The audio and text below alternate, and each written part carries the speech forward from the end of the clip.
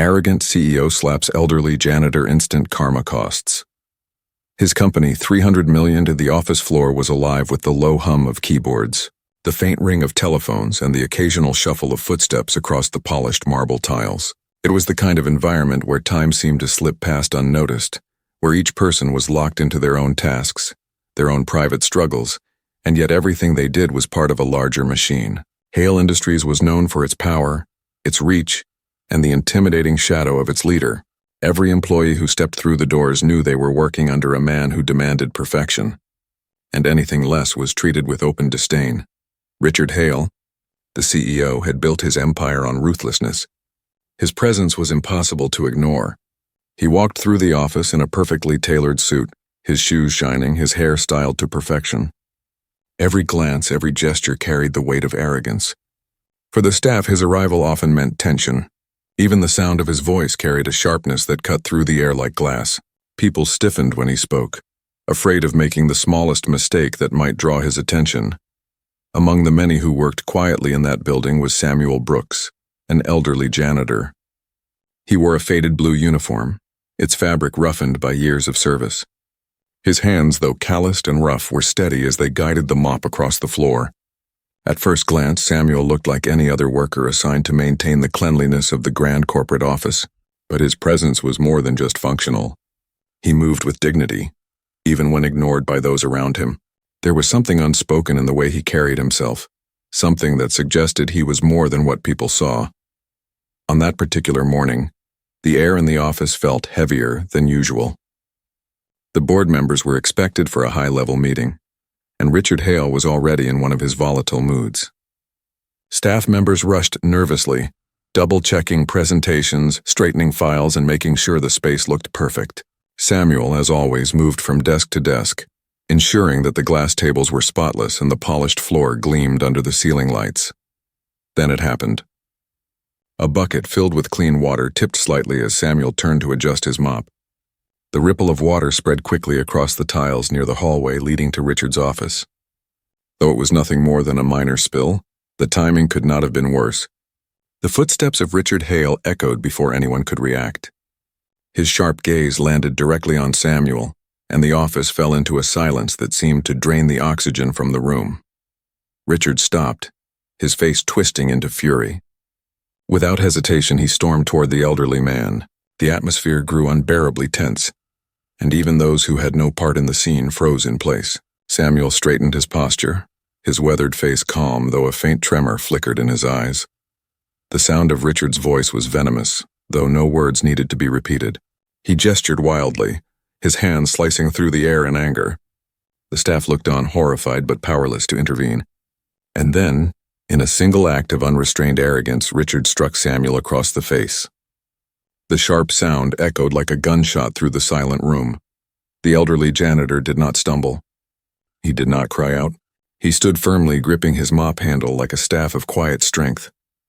His jaw tightened, and though his cheek burned from the insult, his eyes remained steady. Those eyes, lined with years of hardship, carried no hatred, only an unshakable dignity. The room around them seemed suspended in disbelief. Employees turned their faces away, some biting their lips to hold back tears, others silently enraged by the injustice. Yet none dared to speak. Their jobs depended on their silence, and Richard Hale's wrath was not something to be challenged lightly. Richard sneered, muttered words filled with disdain, and turned sharply on his heel. The command he left behind lingered in the air, that Samuel should know his place. Those 3 words hung heavier than any blow, searing themselves into the minds of everyone who heard them. Samuel bent slowly, dipping his mop back into the bucket as if nothing had happened. His movements were calm, deliberate. He resumed his work, each sweep of the mop a quiet declaration that he would not be broken by humiliation. His silence was louder than any protest could have been. What the CEO did not realize was that this moment, this cruel display, would ripple far beyond that office floor. It would set into motion a chain of events that would reach far higher than Richard Hale's inflated pride, tearing down walls he thought were unshakable. As the day went on, the whispers began. Word of the incident spread across departments, carried in hushed voices. Some employees spoke with anger, others with sorrow. A few avoided the subject entirely, fearful of being overheard. But no one could erase the image of Samuel standing tall while his dignity was struck down before their eyes. That night, as Samuel left the building, he paused by the glass doors and looked back at the tower of steel and glass. The lights glowed in the upper floors, a reminder of the empire he had silently served for decades. There was no bitterness in his gaze, only a quiet resilience. He had weathered storms before, and he would weather this one. Yet the world had changed in that moment. Though Richard Hale believed he had crushed a man, in truth he had revealed his own weakness. He had shown his staff that power without respect was nothing but a hollow crown. He had ignited a fire in their hearts, though he could not yet see it. And Samuel, calm, steady Samuel, had unknowingly become the symbol of something greater. His silence was not submission, but strength. His stillness was not weakness, but defiance. In that moment, the balance had shifted. The CEO, who thought himself untouchable, had planted the very seed of his downfall. The morning after the incident, the office seemed strangely subdued. The usual hum of printers, the shuffle of papers, and the scattered conversations were there, but beneath it all was a quiet heaviness. Everyone who had been present the day before carried with them the memory of what had happened. The image of Samuel standing tall after being humiliated lingered like a shadow that could not be shaken. Richard Hale, however, behaved as if nothing unusual had occurred. He strode through the corridors with his usual swagger, his polished shoes clicking sharply against the floor. His tie was perfectly knotted, his watch gleamed under the office lights, and his expression was one of smug confidence. He believed his authority had been reasserted, that he had put the janitor in his place and reminded everyone who truly held the power. But behind his back, his staff whispered. Conversations that would have once been about deadlines, client demands, or office gossip now revolved around what they had witnessed. Though spoken in hushed tones, the disapproval was unmistakable. People exchanged glances whenever Samuel passed by, their eyes filled with a mix of guilt, respect, and silent admiration. Samuel continued his work as he always had. His blue uniform was crisp and clean, his gloves neatly pulled over his hands and his tools well kept. He moved from desk to desk, emptying trash bins, dusting corners, and ensuring every surface gleamed. There was no bitterness in his demeanor, no sign of anger. Instead, there was a calm steadiness, the kind of presence that made others pause. What most did not know was that Samuel carried a history richer than any of them could imagine. Years ago, he had not been a janitor. He had been a man of knowledge, a mechanical engineer who once worked on energy systems that shaped industries. He had lived through boardrooms, lectures, and laboratories. He had held patents and designed models that made companies millions. But life had not been kind. A corporate merger decades earlier had stripped him of his position, and without the financial or legal strength to fight back, he had been left with nothing. Forced to survive, he had taken on jobs that many overlooked, including the janitorial role at Hale Industries. At first, it was meant to be temporary, but weeks turned into months and months turned into years. Now, nearly 30 years later, he was still here, cleaning the halls of a company whose leaders had no idea of the brilliance hidden behind his quiet eyes. Samuel never spoke of his past. To most, he was simply the old janitor who never complained. But for those who paid attention, there were moments that revealed more. He fixed broken machines with ease, often before technicians arrived. He explained simple technical issues to younger staff with clarity that surprised them. His mind remained sharp, even if his title did not reflect it. After the incident with Richard, younger employees began to notice him differently. They had seen his quiet strength in the face of cruelty, and it inspired them. A young intern, still new to the company, whispered to a colleague about how Samuel reminded her of her grandfather, a man of wisdom and patience. Others felt shame for their silence, wishing they had defended him, but at the same time they respected the way he had carried himself. The real difference lay in Samuel's own heart. Though the sting of humiliation lingered, he refused to let it define him. Every sweep of his mop was done with dignity, every piece of trash collected with care. He worked not for recognition or applause, but because he believed that every task, no matter how small, deserved respect. It was this quiet philosophy that set him apart. Meanwhile, Richard Hale prepared for one of the biggest meetings of the quarter. A partnership deal with Armitage Tech was on the horizon, and success meant hundreds of millions in revenue. Richard's arrogance grew with the thought of triumph. He believed himself invincible, untouchable. His mind never lingered on the janitor he had struck, because to him Samuel was insignificant. But life has a way of turning the smallest acts into catalysts for the greatest changes. Though Samuel had returned to his quiet work, his presence had become a symbol in the office. Employees who once tolerated Richard's cruelty began to see the truth of it more clearly. Samuel's silent resilience highlighted the contrast between dignity and arrogance. And in that contrast, loyalties began to shift. As days passed, the story of the slap traveled beyond the office. A contractor who had been present shared the story with a friend, who in turn shared it with another. Soon, whispers of the incident reached ears outside the company. It was not yet a scandal, but the seed had been planted. People were talking about the CEO who had struck an old janitor in front of his staff. Samuel remained unaware of how far the story had spread. His days were simple. He arrived early, polished the floors, tended to small repairs, and greeted those who acknowledged him with a gentle nod. At lunch, he often sat alone, not out of isolation, but out of habit. Yet more employees began to sit near him, finding comfort in his quiet presence. Some asked him small questions, and his answers, though humble, carried weight. One afternoon, as the office buzzed with preparations for the partnership meeting, Samuel quietly fixed a jammed printer that had frustrated an entire team. His steady hands and patient manner solved the issue in minutes. The staff applauded lightly, more in admiration for him than for the task itself. He simply smiled, nodded, and returned to his duties. But in their eyes, his value was greater than ever. Richard remained blind to the shift in atmosphere. He mistook the silence of his employees for obedience, never realizing it was the silence of discontent. He believed fear was loyalty, never understanding that respect is the only true foundation of power. And so, while Richard celebrated his growing fortune and prepared to close the $300 million deal, Samuel's story was slowly becoming the heart of the company. His resilience was unspoken but undeniable. He had been humiliated, yet he carried himself with such quiet grace that it made those around him question the kind of leader they truly wanted to follow. The world outside the glass walls of Hale Industries continued on, unaware that inside a storm was quietly building. The arrogance of a man who thought himself untouchable had collided with the dignity of one who carried nothing but his integrity.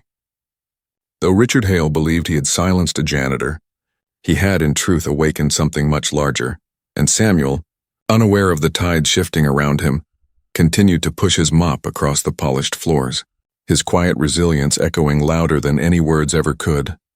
The city skyline glistened as the morning sun rose, spilling gold across the steel towers that marked wealth and ambition.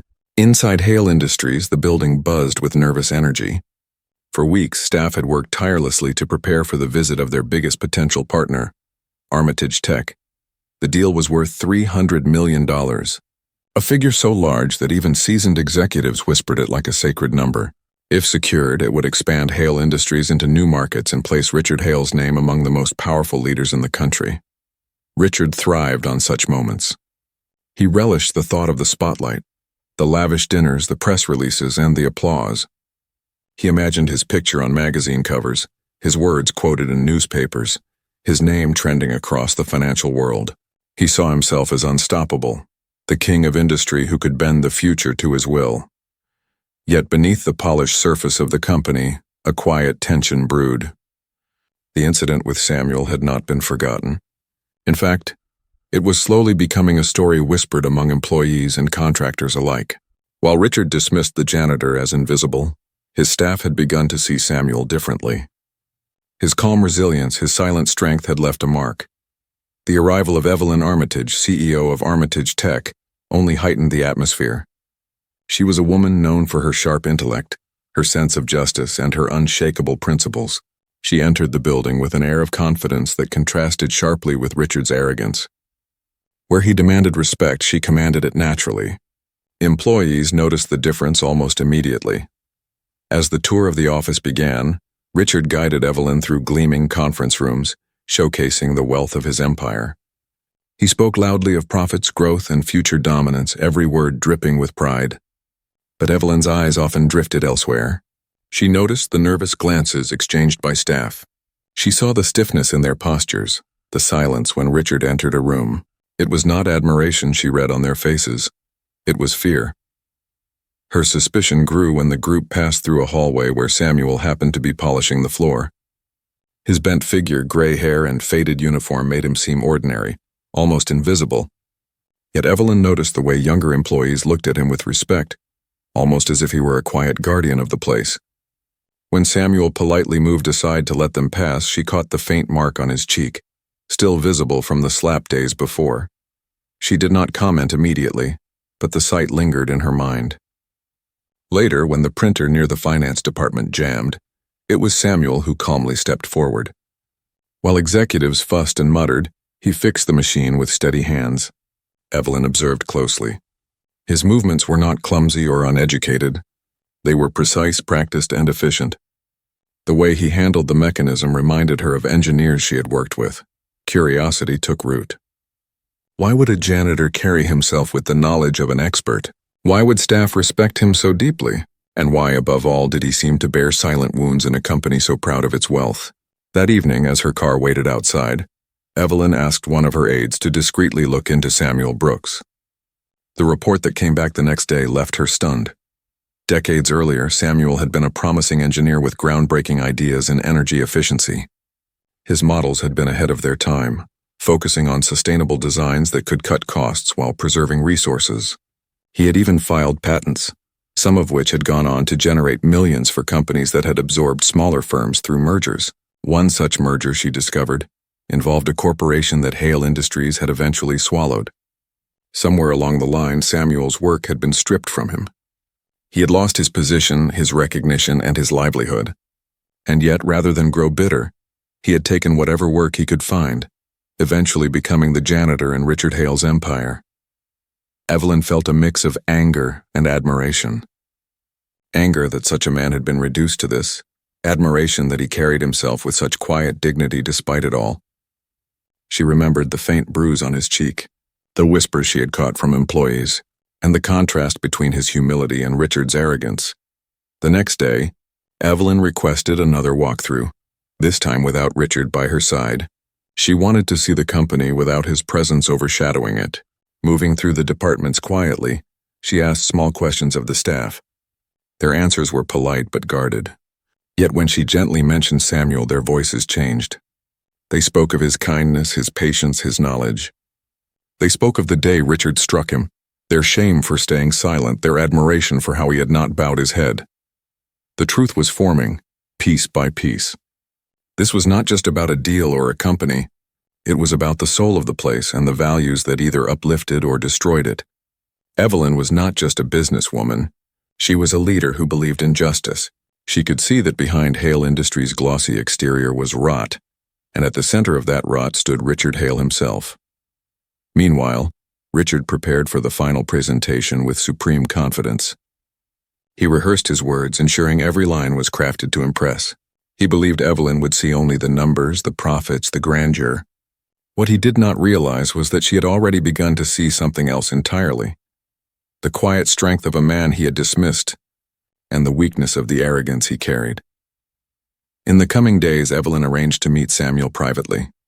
She found him during his evening rounds, carefully polishing the glass doors near the lobby. She approached with respect not as a CEO but as a fellow human. Samuel, surprised but polite, greeted her with the same calm dignity he gave to everyone. Though he did not boast of his past, she gently steered the conversation until he spoke of his work long ago, the designs he once dreamed of, the years that had slipped away. His voice was steady without bitterness, but beneath it lay a quiet sorrow, the sorrow of a man whose contributions had been stolen, whose worth had been buried under decades of silence. Evelyn left that conversation deeply moved. She knew what she had to do. This partnership would not be decided by profit margins alone. It would be decided by truth, integrity, and justice. Richard Hale had no idea that his empire stood on the edge of collapse. He believed himself untouchable, yet in his arrogance he had overlooked the one man who could expose his empire's deepest flaw. The janitor he had humiliated was not just a cleaner of floors. He was the mirror that reflected Richard's true self, stripped of all illusions, and in that mirror, Evelyn had seen enough. The morning of the partnership summit arrived with a sense of grandeur. Hale Industries gleamed from top to bottom, every surface polished, every detail perfected. Staff members moved quickly through the halls carrying stacks of files, adjusting projectors and arranging refreshments in the large conference room where history was expected to be made. The $300 million deal with Armitage Tech was not just business. It was meant to be Richard Hale's crowning glory. Richard stood before the mirror in his private office, straightening his tie. He admired his reflection with satisfaction. He had orchestrated everything down to the smallest detail. His company looked flawless. His numbers promised record profits, and his charm, he believed, would overwhelm Evelyn Armitage into signing. He thought of the applause, the headlines, the recognition that would soon elevate him into a league of industry legends. What Richard failed to realize was that beneath the shine of the morning, forces were aligning against him. Evelyn had come not only to sign a contract, but also to weigh the soul of the company she was about to tie her own empire to. She had listened, observed, and uncovered truths Richard had long buried. And she had spoken to Samuel Brooks, the man Richard had humiliated without a second thought. As the conference room filled with executives, journalists, and board members, Richard entered like a conquering general. Applause greeted him, though much of it was forced, given out of duty rather than genuine admiration. He smiled broadly, confident that the day was his. Evelyn arrived moments later. She wore a calm expression, her presence commanding respect without effort. As she shook Richard's hand, her eyes were steady, unreadable.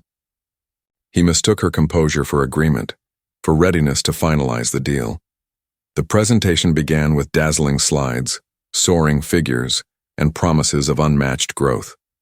Richard spoke with rehearsed enthusiasm, his voice rising and falling dramatically as he boasted of profits, global expansion, and dominance.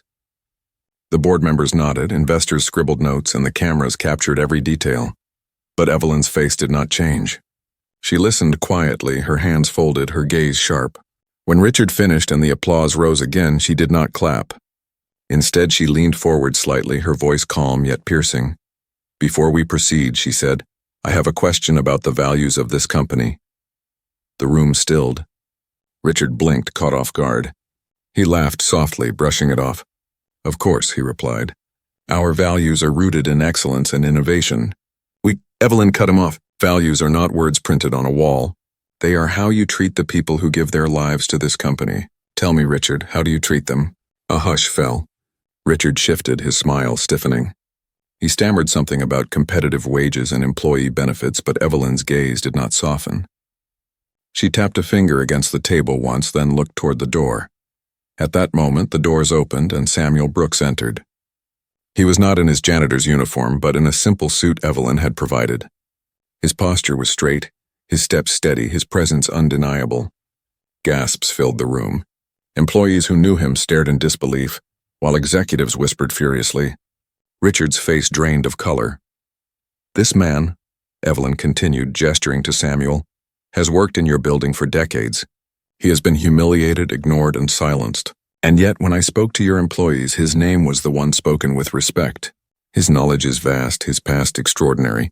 He is not just a janitor. He is an engineer whose ideas once shaped industries, ideas that your company profited from without recognition." The room was stunned. Murmurs grew louder as Evelyn placed a folder on the table. Inside were documents, patents, old records, contracts from decades ago. They told the story of Samuel's work, how it had been absorbed in a merger, buried and forgotten while others took credit. Evelyn laid out the evidence for everyone to see. Richard rose quickly, his voice trembling with forced confidence. "This is irrelevant. He is a janitor, a man who mops floors.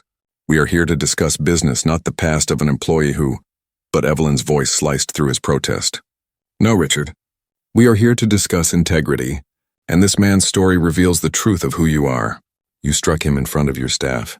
You tried to break him, but all you did was reveal your arrogance to the world. If this is how you treat those who serve you, how can I trust you with a partnership worth $300 million? Silence gripped the room. Journalists scribbled furiously. Cameras zoomed in on Richard's face, which now glistened with sweat. The board members shifted uncomfortably, whispering among themselves. Investors looked uneasy, sensing the collapse of something that had moments ago felt secure.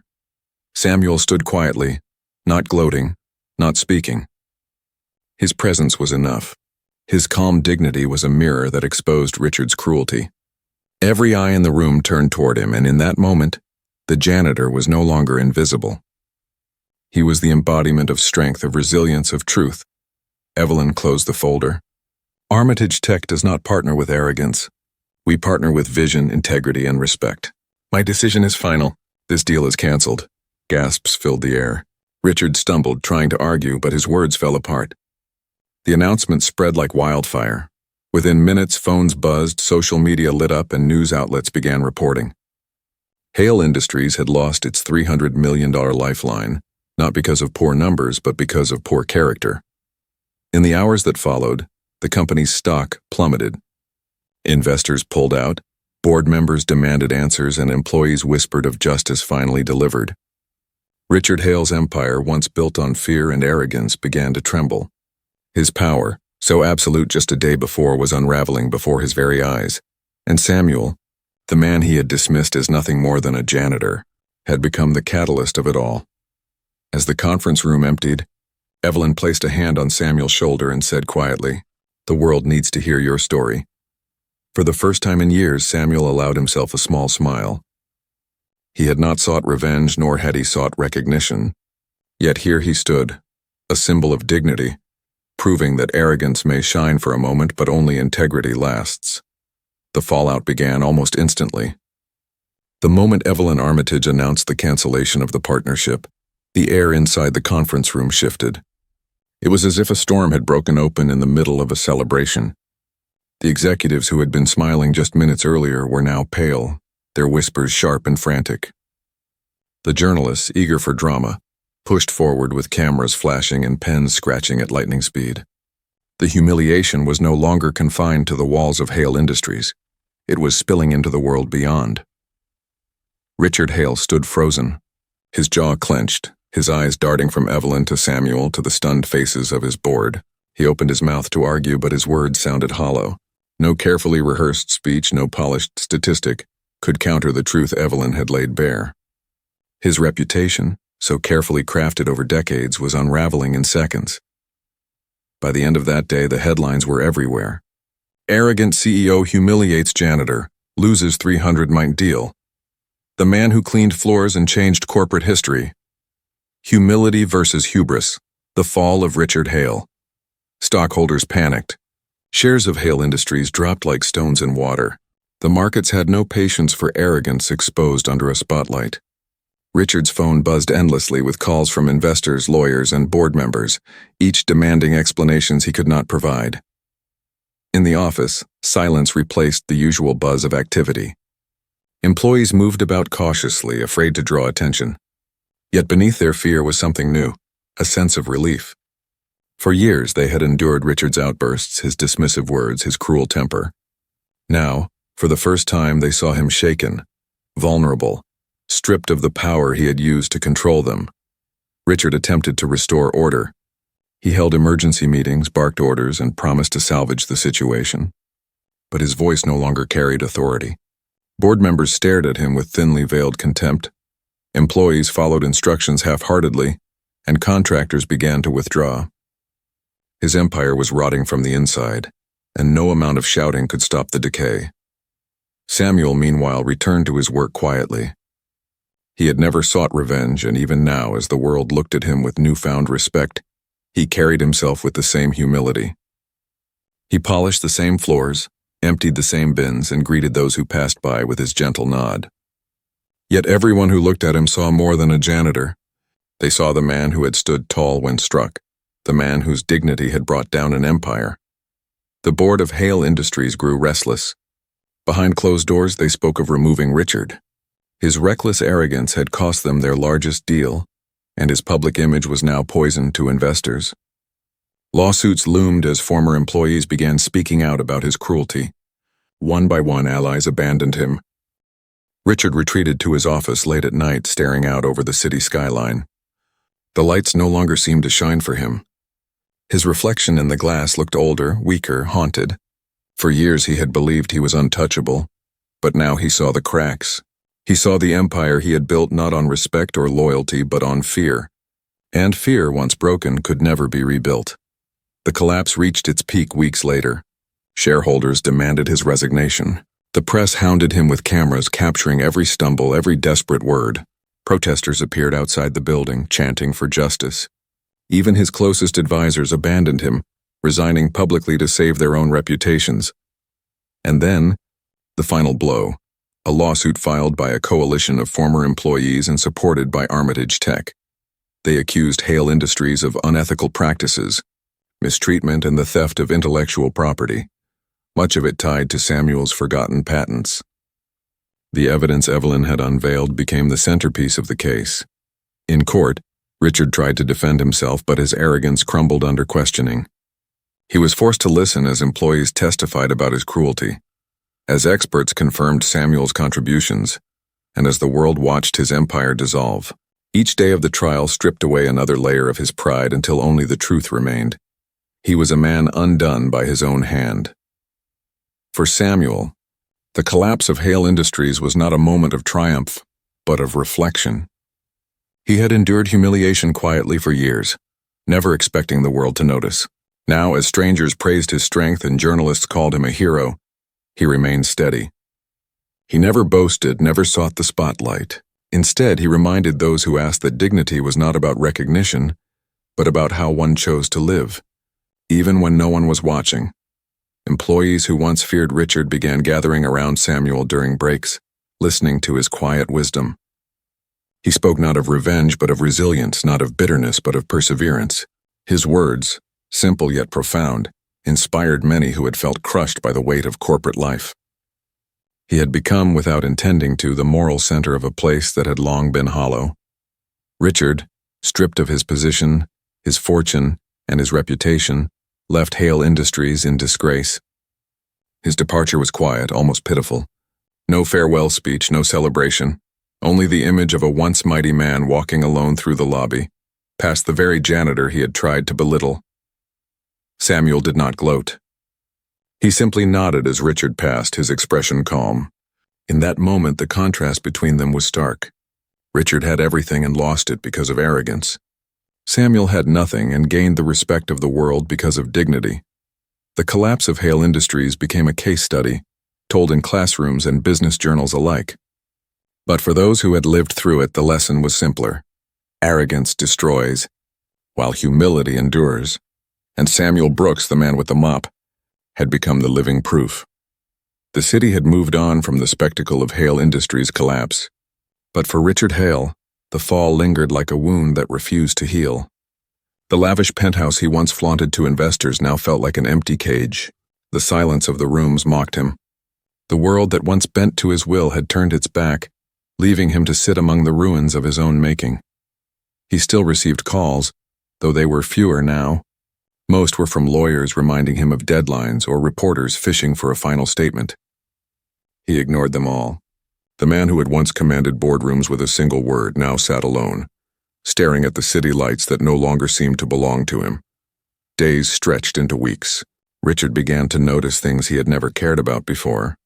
The sound of his own footsteps echoing too loudly in the empty halls. The dust settling on furniture that once gleamed. The way the skyline looked less like a trophy and more like a reminder of what he had lost. For the first time in his life, he had no control. His wealth had dwindled, his reputation had crumbled, and his empire had been carved apart by lawsuits and liquidation. But worse than the loss of money was the loss of respect. The world no longer saw him as a leader, but as a cautionary tale. One evening, unable to bear the silence, Richard walked through the city streets. He wore a simple coat, his once impeccable suit sold off or abandoned. He kept his head down, hoping not to be recognized. But even in the anonymity of the crowd, shame clung to him like a second skin. As he passed by a modest neighborhood, his eyes fell on a familiar figure. Samuel Brooks was outside a small house sweeping the front steps. His posture was the same as it had been in the office, steady, calm, dignified. The sight struck Richard like a wave. The man he had humiliated, the man he had dismissed as worthless, now stood as a quiet symbol of everything Richard had failed to be. For several moments, Richard stood frozen, uncertain whether to approach. Pride battled with guilt inside him, but in the end, the weight of his own downfall pushed him forward. He walked up the path, each step heavy, until Samuel looked up and saw him. Samuel did not show surprise. He simply set aside his broom and waited. His face, lined with years of struggle, carried no anger, only the same quiet strength that had unsettled Richard in the conference room. Richard's voice faltered as he spoke. For the first time, there was no arrogance, no mask of confidence. Only a man stripped bare. He confessed his actions, the slap, the words, the cruelty. He admitted his downfall, how he had lost everything, how the empire he thought untouchable had collapsed because of his pride. Samuel listened in silence. He did not interrupt, did not scold, did not mock. When Richard finally ran out of words, the air between them was still. At last Samuel spoke. His voice was soft but firm. We rise and fall by how we treat people. You built your world on fear. That is why it crumbled. Respect is the only foundation that lasts. Richard lowered his eyes. He expected anger, expected rejection. Yet Samuel did not curse him, did not send him away. Instead, he spoke of forgiveness. Not as a gift freely given, but as a choice that Richard would have to live up to. You cannot change the past, Samuel said, but you can choose who you become now. The words cut deeper than any humiliation Richard had ever faced. They forced him to confront not just his mistakes, but the emptiness inside him. For years, he had believed success was measured in profits, headlines, and power. But here stood a man who had lost everything: titles, wealth, recognition, and yet carried himself with more strength than Richard had ever known. In the days that followed, Richard returned to that small house again and again. Sometimes he brought groceries. Sometimes he simply sat on the porch and listened as Samuel spoke of life, of resilience, of dignity. Samuel never lectured, never boasted. His wisdom came from experience, from surviving loss without letting bitterness take root. Slowly, Richard began to change. He no longer chased headlines or power. Instead, he learned to listen, to see the humanity in people he once ignored. He volunteered at community centers, using what resources he had left to support programs for the elderly and the unemployed. It was not redemption in the eyes of the world, but it was a step toward being more than the man who had fallen. The transformation did not erase his past. The world still remembered him as the arrogant CEO who had struck a janitor and lost his empire. But for Richard, redemption was not about erasing mistakes. It was about owning them and choosing differently afterward. Samuel, for his part, remained the same steady presence. He continued to work part-time, continued to live quietly, and continued to treat every task with dignity. But he became, without seeking it, a guide for the man who had once humiliated him. Their unlikely bond was a reminder that humility could rebuild what arrogance destroyed. And though Richard's fortune never returned, he gained something greater: the understanding that true success is not measured in wealth, but in respect, integrity, and the quiet strength to face oneself honestly. As the seasons changed, the story of Samuel and Richard faded from headlines, but its lesson endured. In boardrooms, classrooms, and homes, people spoke of it as a reminder that arrogance may dazzle for a moment, but only humility stands the test of time. And for Richard Hale, standing beside the man he had once struck, the truth was clear. He had lost $300 million, but gained a chance at becoming human again. The dust of scandal eventually settled. Newspapers that had once screamed headlines about Hale Industries moved on to fresher stories of politics, sports, and market changes. Yet the memory of what had unfolded, the slap, the humiliation, the collapse of a $300 million empire, did not vanish. It lingered, retold in classrooms, whispered in offices, and remembered by those who had witnessed it firsthand. Samuel Brooks never sought that attention. Even as journalists reached out, even as reporters asked for interviews, he declined politely. He did not want to be a celebrity. His life had never been about fame. To him, the lesson was simple: live with dignity, even when no one is watching. That was enough. But the world around him had already been changed by his quiet strength. Within Hale Industries, what was left of it, employees who had lived under fear for years began to find their voices. Many left to build new careers elsewhere, taking with them the memory of Samuel's resilience. A few stayed, determined to rebuild the company with honesty and respect at its core. For them, Samuel's presence had been more than an example. It had been a lifeline. Evelyn Armitage, true to her word, shared Samuel's story wherever she could. In speeches to young entrepreneurs, she spoke not of profits or markets, but of integrity. She told them of a man who swept floors yet carried himself with more leadership than the man who owned the building. She told them that success without respect is nothing more than a hollow crown. Audiences listened, inspired, and Samuel's name became a quiet symbol of what true strength looked like. In time, Evelyn offered Samuel a consulting role with her company, not for publicity, but because she genuinely valued his knowledge. Though hesitant at first, Samuel accepted, working part-time on energy systems he had once dreamed of decades earlier. For the first time in years, his ideas were recognized, not buried. Younger engineers listened to him with admiration, realizing that wisdom does not fade with age. It deepens. Outside of work, Samuel became something unexpected, a mentor. Former employees, young professionals, even students visited him. They sat in his modest living room listening to his simple truths. He never preached, never gave grand speeches. He spoke of patience, of humility, of the importance of treating every person with dignity. His words carried the weight of a life lived through hardship, and those who listened left with their hearts lighter and their perspectives changed. The story also sparked something larger.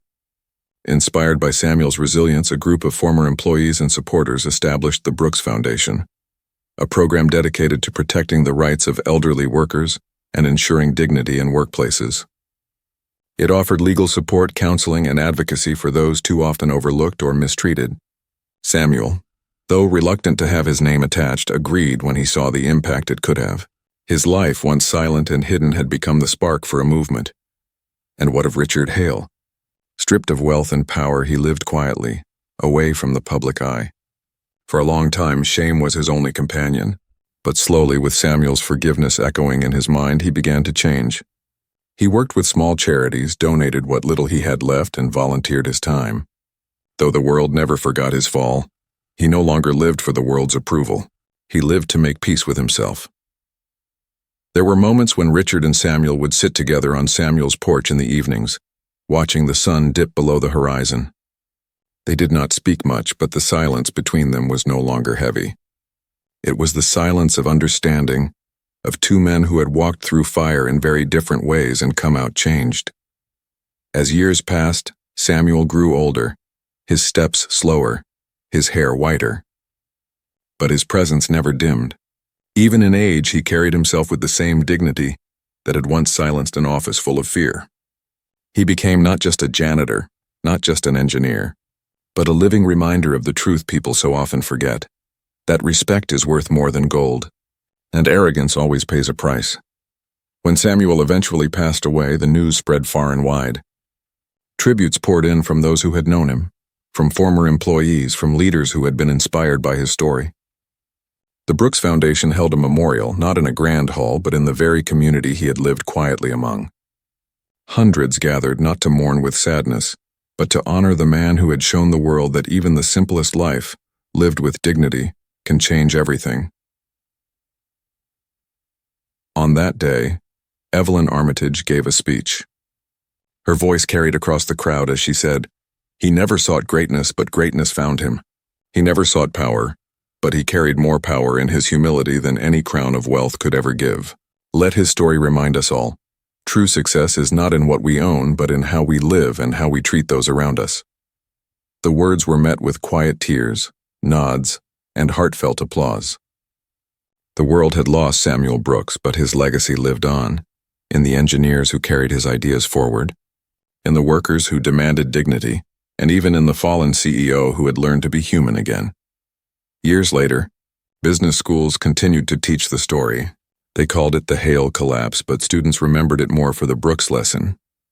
Professors would ask, "What built Samuel up when the world tried to break him?"